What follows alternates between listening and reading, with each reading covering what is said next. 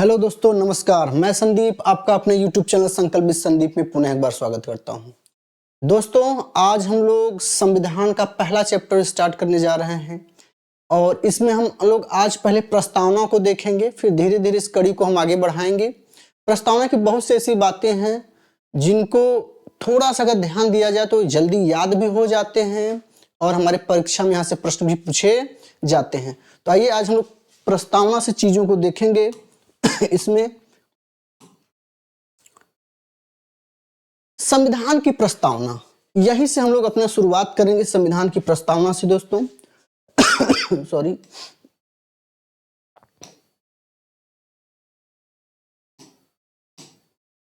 ठीक,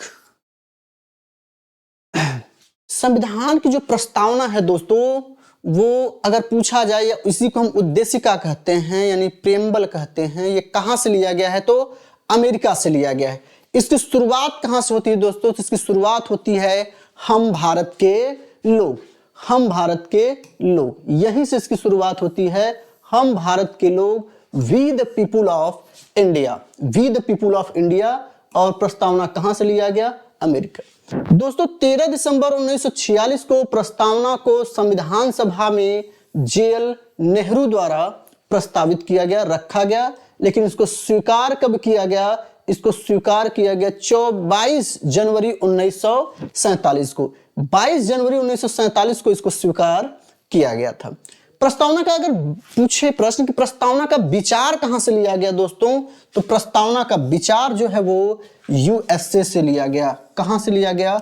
यूएसए से लिया गया। लेकिन अगर इसकी भाषा की बात करें, ये इंपॉर्टेंट बिंदु है दोस्तों, ये इंपॉर्टेंट बिंदु है।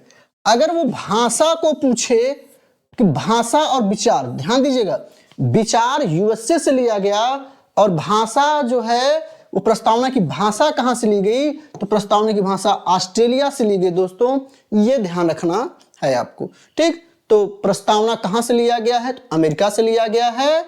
उसका विचार कहां से लिया गया? अमेरिका से, यूएसए से यानी। और प्रस्तावना की जो भाषा है वो कहां से लिया गया? ऑस्ट्रेलिया से। नेहरू जी ने कब इसको रखा संविधान सभा के सामने? 13 दिसंबर 1946 को रखा। लेकिन इसको स्वीकार कब किया गया? तो 22 जनवरी 1947 को इसको स्वीकार किया गया। ठीक है दोस्तों, उद्देशिका का जो प्रस्तावना है, इसमें आपसे प्रश्न पूछ लेता है कि चलिए भाई बताइए, संप्रभुता, सामाजिकता, पंथ निरपेक्षता, इसका क्रम लगाने के लिए आपसे प्रश्न क्या पूछता है? इसको क्रम में लगाइए। ये जितना भी इसको हमने ट्रिक के माध्यम से क्रम में लगा दिया है, ट्रिक के माध्यम से हमने क्या किया है? क्रम में इसको ला दिया है। ट्रिक क्या है? प्रभु शपथ लोगे, प्रभु शपथ लोगे, तो प्रभु से प्रभुता संपन्न, शपथ से स से क्या होगा आपका? समाजवादी। और पंथ से क्या होगा? पथ से पंथ निरपेक्ष, पंथ निरपेक्ष होगा। ठीक, और लोगों से, लो से क्या होगा? लोकतांत्रिक।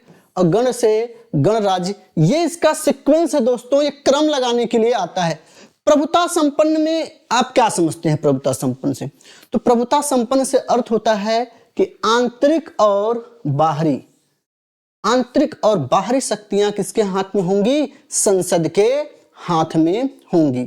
ठीक, यह किसी दूसरे पर निर्भर नहीं है, किसी दूसरे के अधीन नहीं है, दूसरे देश पर अधीन नहीं है, यह खुद पर है।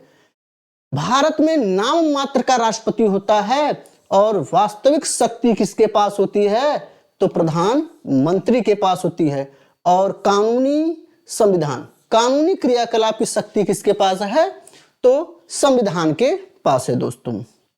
नेक्स्ट, आइए, भारत की संप्रभुता। भारत की संप्रभुता भारत की जनता में निहित है दोस्तों। भारत की संप्रभुता भारत के जनता में निहित है, यह ध्यान रखिएगा। इस पर कोई बाहरी शक्ति या बाहरी देश का कोई प्रभाव नहीं पड़ता है। ठीक, और भारत की जो संप्रभुता है, जो सरकार का चुनाव करती है, वो कौन करती है? जनता द्वारा प्रत्यक्ष चुनाव करती है। ठीक है, भारत की अर्थव्यवस्था कैसी अर्थव्यवस्था है? मिश्रित अर्थव्यवस्था है दोस्तों। लेकिन जहां अर्थव्यवस्था पर समाज का अधिकार हो, जहां के अर्थव्यवस्था पर समाज का अधिकार होता है, वहां की अर्थव्यवस्था को सामाजिक अर्थव्यवस्था कहते हैं। क्या कहते हैं? सामाजिक अर्थव्यवस्था।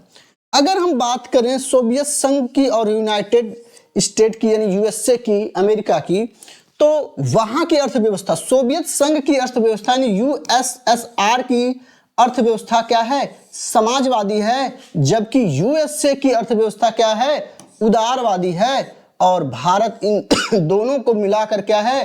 भारत की अर्थव्यवस्था कैसी अर्थव्यवस्था है? मिश्रित अर्थव्यवस्था है, मिश्रित अर्थव्यवस्था है दोस्तों। ठीक, नेक्स्ट, धर्मनिरपेक्षता। धर्मनिरपेक्षता से आप क्या समझते हैं? धर्मनिरपेक्षता का अर्थ यही होता है कि भारतीय संविधान किसी भी एक धर्म को नहीं मानती, सभी धर्मों को समान रूप से मानती है। ठीक, और धर्मनिरपेक्षता वाले प्रमुख प्रसिद्ध अगर देश की बात करी जाए तो भारत है और अमेरिका है। भारत है और अमेरिका है। भारत में सभी धर्मों को समान संरक्षण प्राप्त है, चाहे वो किसी भी धर्म का हो। भारत का अपना कोई एक धर्म, एक रिलीजियस नहीं घोषित किया गया है, एक कोई धर्म नहीं घोषित किया गया है कि भारत का यही धर्म होगा। धार्मिक देश कौन कौन से? जहां पे धर्म के आधार पर कानून चलाए जाते हैं। तो धर्म के आधार पर कानून चलाए जाने में पाकिस्तान है आपका, बांग्लादेश है, श्रीलंका है, सऊदी अरेबिया है। ये धर्म के आधार पर नियम बनाते हैं, कानून बनाते हैं, देश का संचालन करते हैं ना। हमारे यहाँ कुछ नास्तिक देश भी हैं विश्व में कुछ नास्तिक देश हैं, जिसमें उत्तरी कोरिया का नाम आता है, यानी नॉर्थ कोरिया का नाम आता है, चीन भी है। नास्तिक का अर्थ ही होता है जो किसी धर्म में विश्वास न करे, किसी भी धर्म में विश्वास न करे, उसका कोई धर्म नहीं होता है, वही नास्तिक होते हैं। और यहाँ का शासन अनुशासन से, कठोर अनुशासन के द्वारा चलाया जाता है। हम बात करते हैं पंथ निरपेक्षता। पंथ निरपेक्षता का मतलब है कि कोई भी व्यक्ति धर्म से अलग नहीं हो सकता, कोई भी व्यक्ति धर्म से अलग नहीं हो सकता। हाँ, पंथ से अलग हो सकता है, पंथ से अलग हो सकता है। पंथ से अलग कैसे हो सकता है भाई? मुस्लिम है, उसका उनका क्या है? मुस्लिम धर्म है, लेकिन मुस्लिम धर्म में शिया, सुन्नी, रोहिंग्या है, ये इनका पंथ है। ये इनका क्या है दोस्तों? पंथ है, ये इनका पंथ है। बौद्धयान में हीनयान और महायान है, ये इनका पंथ है, ये इनका पंथ है। दिगंबर और श्वेतांबर हैं, ये इनका पंथ है, ये इनका पंथ है दोस्तों। तो धर्म से अलग नहीं हो सकते, कोई व्यक्ति धर्म से अलग नहीं हो सकता, पंथ से अलग हो सकता है। ये प्रश्न पूछा गया है, ये इंपॉर्टेंट है, लगा लीजिएगा, इंपॉर्टेंट है, ये लगा लीजिएगा। ठीक, इंपॉर्टेंट है। नेक्स्ट, लोकतांत्रिक, डेमोक्रेटिक का क्या अर्थ है? डेमोक्रेटिक का अर्थ होता है जनता का शासन। अब कहेंगे जनता का शासन कैसे होता है? जनता के शासन से मतलब है कि यहां जहां की, जिस देश की जनता अपने नेता का चुनाव करती है, अपने सरकार का चुनाव करती है, वही आपका क्या है? लोकतांत्रिक है। ठीक है, डेमोक्रेटिक है, लोकतांत्रिक है, ये जनता का शासन है। और लोकतंत्र का विचार, लोकतांत्रिक का विचार किसके मन में आया था दोस्तों? तो अब्राहम लिंकन के मन में पहले आया था। इन्होंने कहा कि लोकतंत्र जनता का, जनता के द्वारा जनता का शासन है, इन्होंने सबसे पहले कहा।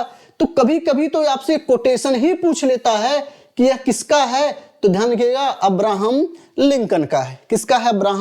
अब्राहम लिंकन का। अगला है गणराज्य यानी रिपब्लिक।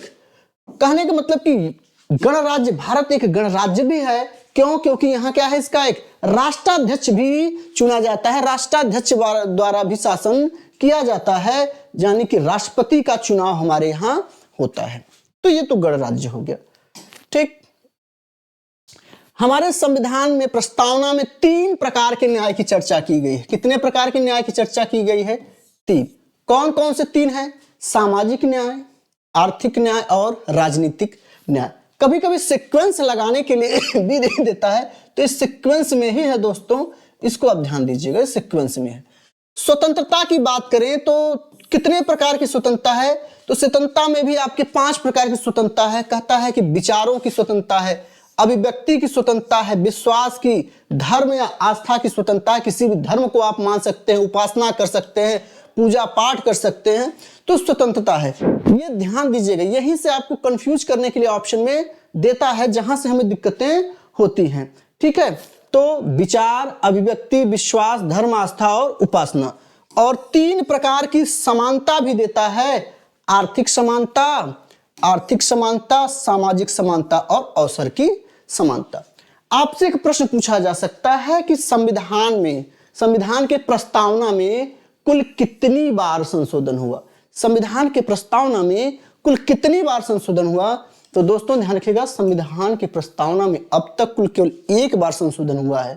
ठीक, वो भी कौन सा संशोधन? तो 42वां संविधान संशोधन 1976। इस समय कांग्रेस की सरकार थी और इंदिरा गांधी प्रधानमंत्री थी। उन्हीं के समय में इसमें हुआ और उस समय आपातकाल लगा हुआ था और आपातकाल के दौरान ही इन्होंने 42वां संविधान संशोधन 1946 में समाजवादी, पंथ निरपेक्ष और अखंडता शब्द जोड़े। मोस्ट इंपॉर्टेंट है दोस्तों, यहां से पूछता है कि किस संविधान संशोधन द्वारा समाजवादी, पंथ निरपेक्ष और अखंडता शब्द जोड़े गए? ठीक, प्रधानमंत्री इंदिरा गांधी थी और आपातकाल के दौरान। एक समस्या तब आई जब बेरूवारीवाद संघ ने और सर्वोच्च न्यायालय के बीच जब मतभेद हुआ, तो बेरूवारीवाद संघ में सर्वोच्च न्यायालय ने, यस्सी ने, सर्वोच्च सुप्रीम कोर्ट ने कहा कि प्रस्तावना संविधान का अंग नहीं है। प्रस्तावना संविधान का अंग नहीं है, प्रस्तावना में संशोधन नहीं किया जा सकता। ये बेरूवारीवाद संघ है, ये कब हुआ था? 1960 में। लेकिन यस्सी ने यू टर्न लेते हुए, अपने ही निर्णय को फिर से बदलते हुए 1973 ईस्वी में केशवानंद भारती बनाम केरल राज्य में कहा कि नहीं भैया, प्रस्तावना संविधान का अंग है। प्रस्तावना संविधान का क्या है? अंग है, और प्रस्तावना में संशोधन किया जा सकता है, लेकिन मूल ढांचे में आप कोई परिवर्तन नहीं करेंगे। मूल ढांचे में, यानी जो संविधान सभा ने जो मूल ढांचा लिख दिया, जो बातें लिख दी, आप उसमें परिवर्तन नहीं करेंगे। तो ये चीज ध्यान रखिएगा, ये दोनों पूछ लेता है, बेरूवारीवाद संघ और केशवानंद भारती बनाम केरल राज्य कि कब सुप्रीम कोर्ट ने कहा, किस वाद में कहा कि संविधान, प्रस्तावना जो है संविधान का अंग है, इसमें संशोधन किया जा सकता है, लेकिन मूल ढांचे में आप कोई परिवर्तन नहीं करेंगे। ठीक, और कब कहा कि इसमें परिवर्तन नहीं किया जा सकता, ये संविधान का अंग नहीं है? तो बेरूवारीवाद संघ में ऐसा इन्होंने कहा था। दोस्तों आज बहुत छोटा सा टॉपिक हम लेकर हैं, आगे इस टॉपिक को और बढ़ाएंगे। मिलते हैं फिर, जय हिंद।